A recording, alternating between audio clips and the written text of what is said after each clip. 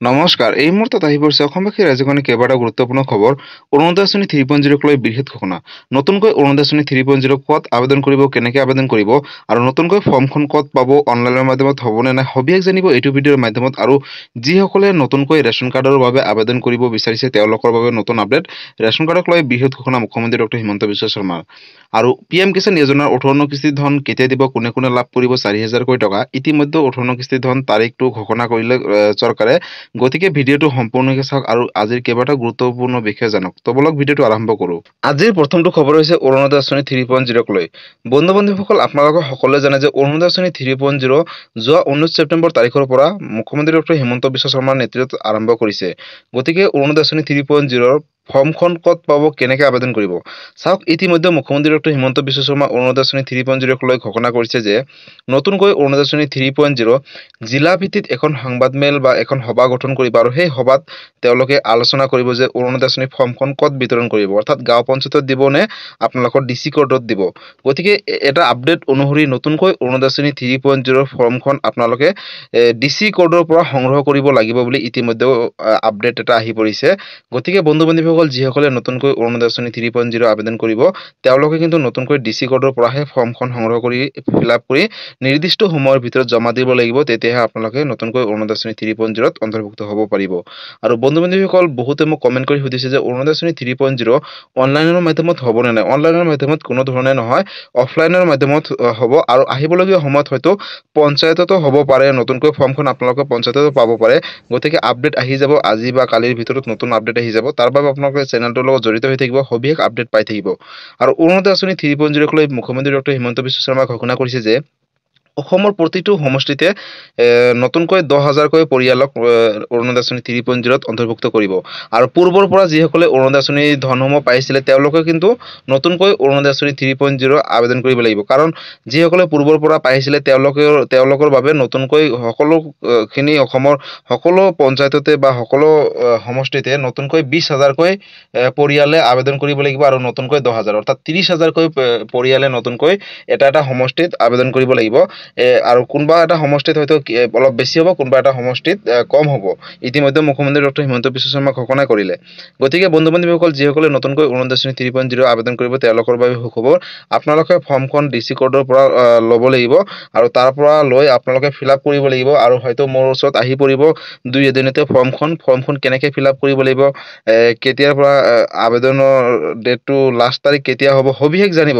আৰু বন্ধু বান্ধৱীসকল, মুখ্যমন্ত্ৰী ডক্টৰ হিমন্ত বিশ্ব শৰ্মাই ইতিমধ্যে ঘোষণা কৰিছে যে যিসকলে নতুনকৈ অৰুণোদয় আঁচনি 3.0 আবেদন কৰিব তেওঁলোকৰ কেইটামান যোগ্যতা থাকিব লাগিব। অৰ্থাৎ অৰুণোদয় আঁচনি 3.0 আবেদন কৰিব হ'লে আপোনালোকে অসমৰ স্থায়ী বাসিন্দা হ'ব লাগিব পোনপ্ৰথমতে। আৰু দ্বিতীয়তে আপোনালোকৰ থাকিব লাগিব ৰেচন কাৰ্ড। যদি ৰেচন কাৰ্ড আছে তেনেহ'লে আপোনালোকে নতুনকৈ অৰুণোদয় আঁচনি 3.0 আবেদন কৰিব পাৰিব। আৰু ৰেচন কাৰ্ডৰ লগত লাগিব আপোনালোকৰ আধাৰ কাৰ্ড। যদি আধাৰ কাৰ্ড আছে আৰু ৰেচন কাৰ্ড আছে আৰু দুয়োটা যদি লিংক আছে তেনেহ'লে কিন্তু আপোনালোকে অৰুণোদয় আঁচনি 3.0 আবেদন কৰিব পাৰিব। আৰু আপোনালোকে কিন্তু অসমৰ স্থায়ী বাসিন্দা হ'ব লাগিব। আৰু যিসকলে অৰুণোদয় আঁচনি 3.0 আবেদন কৰিব তেওঁলোকৰ বছৰি আয় 2 লাখ টকাতকৈ কম হ'ব লাগিব। কাৰণ মুখ্যমন্ত্ৰী ডক্টৰ হিমন্ত বিশ্ব শৰ্মাই ইতিমধ্যে ঘোষণা কৰিছে যে যিসকলৰ বছৰি আয় 2 লাখ টকাতকৈ কম তেওঁলোকে অৰুণোদয় আঁচনি 3.0 আবেদন কৰিব পাৰিব। আৰু বন্ধু বান্ধৱীসকল, পূৰ্বতে বহুতো হয়তো চাকৰি থকা ঘৰৰ পৰিয়ালেও অৰুণোদয় আঁচনি 2.0 অধীনত হিতাধিকাৰী হৈ ধনসমূহ পাই আহিছিলে।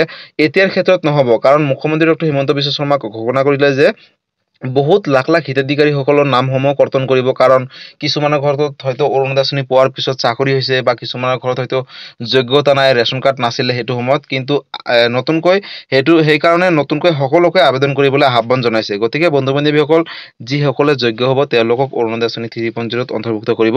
আৰু আপোনালোকে যদি যোগ্য হয় তেনেহ'লে অৰুণোদয় আঁচনি 3.0 আবেদন কৰক। আপোনালোকে DC কোডৰ লগত যোগাযোগ কৰক আৰু ফৰ্মখন সংগ্ৰহ কৰক।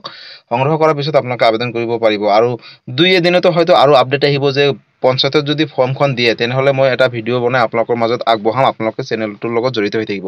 আৰু যদি অৰুণোদয় আঁচনি 3.0ক লৈ কিবা সুধিবলগীয়া আছে আপোনালোকে মোক কমেণ্ট কৰিব, মই নিশ্চয় ৰিপ্লাই দিবলৈ চেষ্টা কৰিম। আৰু আজিৰ 2 নম্বৰ আঁচনিটো হৈছে অসমবাসী ৰাইজৰ কাৰণে আন এটা ডাঙৰ আঁচনি, অৰ্থাৎ ৰেচন কাৰ্ডক লৈ। ৰেচন কাৰ্ডক লৈ মুখ্যমন্ত্ৰী ডক্টৰ হিমন্ত বিশ্ব শৰ্মা কৰিলে বৃহৎ ঘোষণা। যিসকলে নতুনকৈ ৰেচন কাৰ্ড আবেদন কৰিব তেওঁলোকৰ বাবে সুখবৰ। ইতিমধ্যে ৰেচন কাৰ্ডৰ আবেদনৰ প্ৰক্ৰিয়াটো অসমৰ সমগ্ৰ জিলাতে বা সমগ্ৰ ৰাজ্যতে আৰম্ভ হৈ গৈছে। গতিকে যিসকলে ৰেচন কাৰ্ড পোৱা নাছিলে তেওঁলোকক দিব ৰেচন কাৰ্ড। অৰ্থাৎ নতুনকৈ 20 লাখ ব্যক্তিক দিব ৰেচন কাৰ্ড। যিসকলে ৰেচন কাৰ্ড পোৱা নাছিলে, যোগ্য হয়, দুখীয়া দৰিদ্ৰ পৰিয়ালে, তেওঁলোকক দিব চৰকাৰে ৰেচন কাৰ্ড। আৰু ৰেচন কাৰ্ডৰ বাবে আপোনালোকৰ কি কি ডকুমেণ্টছ লাগিব ইতিমধ্যে মই ভিডিঅ'সমূহ বনাই থৈছোঁ, আপোনালোকে যদি চোৱা নাছিলে তেনেহ'লে চাই ল'ব।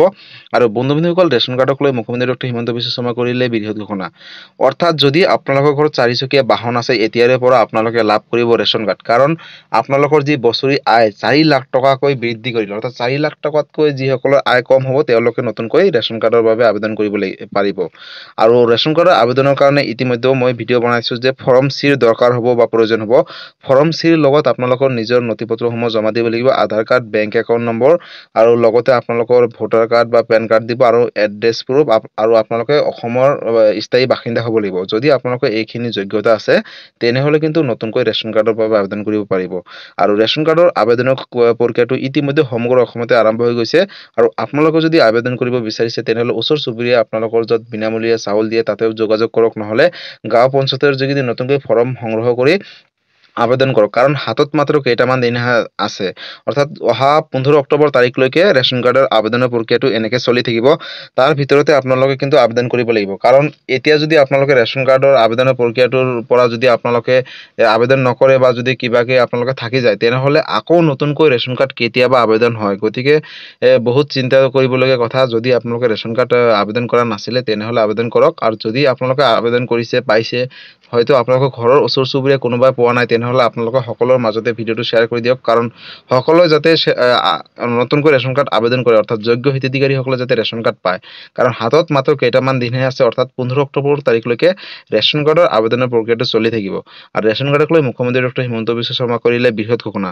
যিসকলে নতুনকৈ ৰেচন কাৰ্ড লাভ কৰিব তেওঁলোকক কিন্তু অৰুণোদয় আঁচনি 3.0ত অন্তৰ্ভুক্ত কৰিব বুলি ইতিমধ্যে ঘোষণা কৰিছে। চাওক বন্ধু বান্ধৱীসকল, ৰেচন কাৰ্ড থাকিলে অকল বিনামূলীয়া চাউলে নহয়, চাউলৰ উপৰিও চৰকাৰী কেইবাটাও সা সুবিধা লাভ কৰিব। গতিকে আপোনালোকে পলম নকৰি যদি ৰেচন কাৰ্ড লাভ কৰা নাছিলে বা আবেদন কৰা নাছিলে তেনেহ'লে অতি শীঘ্ৰে ৰেচন কাৰ্ড আবেদন কৰক, আৰু ৰেচন কাৰ্ডৰ যিখিনি সা সুবিধা সেইখিনি লাভ কৰক। আৰু বিশেষকৈ আপোনালোকে লাভ কৰিব অৰুণোদয় আঁচনি 3.0 প্ৰতি মাহেকৰ 10 তাৰিখে 1250 টকাকৈ। যদি আপোনালোকৰ ৰেচন কাৰ্ড থাকে তেনেহ'লেহে আপোনালোকে আবেদন কৰিব পাৰিব। কাৰণ মুখ্যমন্ত্ৰী ডক্টৰ হিমন্ত বিশ্ব শৰ্মা ইতিমধ্যে ঘোষণা কৰিছে যাৰ যাৰ ঘৰত ৰেচন কাৰ্ড থাকিব তেওঁলোকেহে অৰুণোদয় আঁচনি 3.0ৰ বাবে আবেদন কৰিব পাৰিব। আৰু ৰেচন কাৰ্ড এইটোৰ কাৰণে সোনকালে আবেদনৰ প্ৰক্ৰিয়াটো আৰম্ভ কৰিছে বা সোনকালে সমাপ্ত কৰিছে, কাৰণ যিসকলক নতুনকৈ ৰেচন কাৰ্ড আবেদন কৰিব তেওঁলোকক অতি শীঘ্ৰেই ৰেচন কাৰ্ডটো জিলা ভিত্তিত বিতৰণ কৰাৰ পিছতে তেওঁলোকক কিন্তু অৰুণোদয় আঁচনি 3.0ত অন্তৰ্ভুক্ত কৰিব। গতিকে বন্ধু বান্ধৱীসকল, ৰেচন কাৰ্ড যদি আপোনালোকে আবেদন কৰা নাই বা আবেদন কৰিলে তেনেহ'লে আপোনালোকৰ বাবে এইটো এটা ডাঙৰ আপডেট আছিলে।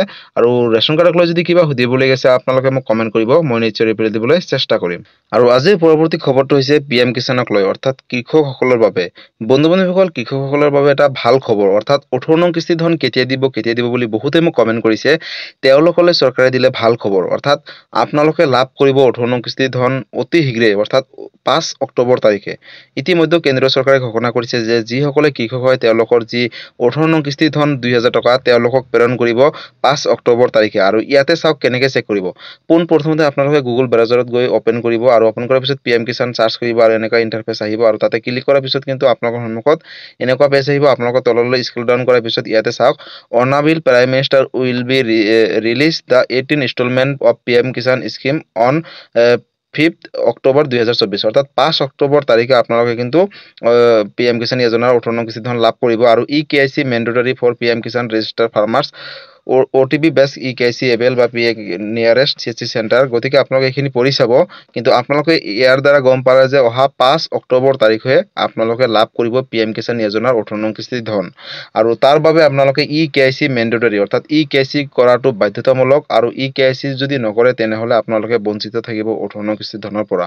আৰু বন্ধুসকল, আপোনালোকে তললৈ স্ক্ৰল ডাউন কৰিব, আৰু তললৈ স্ক্ৰল ডাউন কৰাৰ পিছত আৰু আপোনালোকে কেইবাটাও অপশ্যন দেখিবলৈ পাব।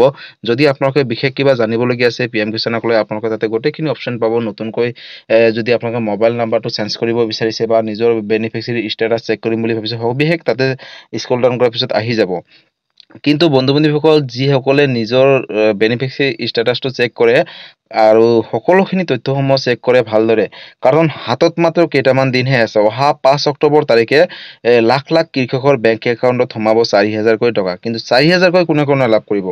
কাৰণ যোৱা 17 নং কিস্তি ধন 18 জুন তাৰিখে প্ৰধানমন্ত্ৰী নৰেন্দ্ৰ মোদী ডাঙৰীয়াই প্ৰেৰণ কৰিছে কৃষকসকলৰ বেংক একাউণ্টলৈ।